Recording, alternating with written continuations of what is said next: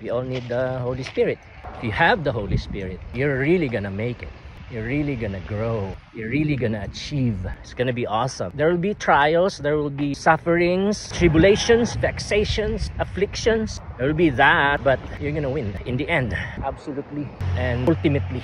And eternally. Because you are with Jesus. If you have the Holy Spirit. That's good news. But the big challenge is He's holy. The Holy Spirit is holy. And we fail. We cannot have the Holy Spirit. We are forbidden from receiving the Holy Spirit. We cannot have the life, the energy, the power, the dunamis. We cannot experience and enjoy. We cannot operate in the dynamical ministry of the Holy Spirit because we are sinners. We are bad people.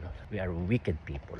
And Jesus paid the price. Jesus bore our sins and suffered God's wrath, suffered God's perfect, infinite, and eternal wrath for us on the cross 2,000 years ago. And He rose again as the victor, the life-giving Spirit. So Jesus is in another realm, the realm of the Spirit. And we are in the realm of the flesh, but at the same time, the realm of the Spirit has entered and permeated the fleshly world and the fleshly life that we have. Kingdom of God is the kingdom of the Holy Spirit, because God is one in three persons, Father, Son, and Holy Spirit. So the kingdom of God is the kingdom of the Father, the Son, and the Holy Spirit. One God in three persons. And the kingdom of God is an era, the God era, the Jesus era. Just like in the Philippines, we talk about the Spanish era, American era, and Japanese era, when those three kingdoms occupied our land, the Philippines. In the same way, the kingdom of God is the God era, the Jesus era, the Holy Spirit era, or the Spirit age that has broken through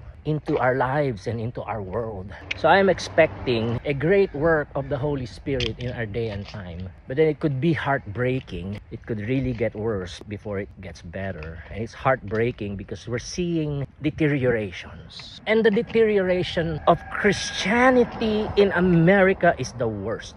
The deterioration of the church in America is the worst. So God is releasing the proclamation of the gospel in this day and age. We have the gospel preached, proclaimed. You are hearing the gospel. Jesus, through His death on the cross and sacrifice, He paid for sins and rose again and went to the Father. Asked the Father to unleash the Holy Spirit upon the earth, upon those who unite themselves with Jesus by faith. God is releasing the Holy Spirit upon those who unite themselves with Jesus by faith. They are washed and covered by His blood, surrounded by angels, indwelt by the Holy Spirit. And because they are indwelt with the Holy Spirit, they are indwelt with God the Father, God the Son, God the Holy Spirit.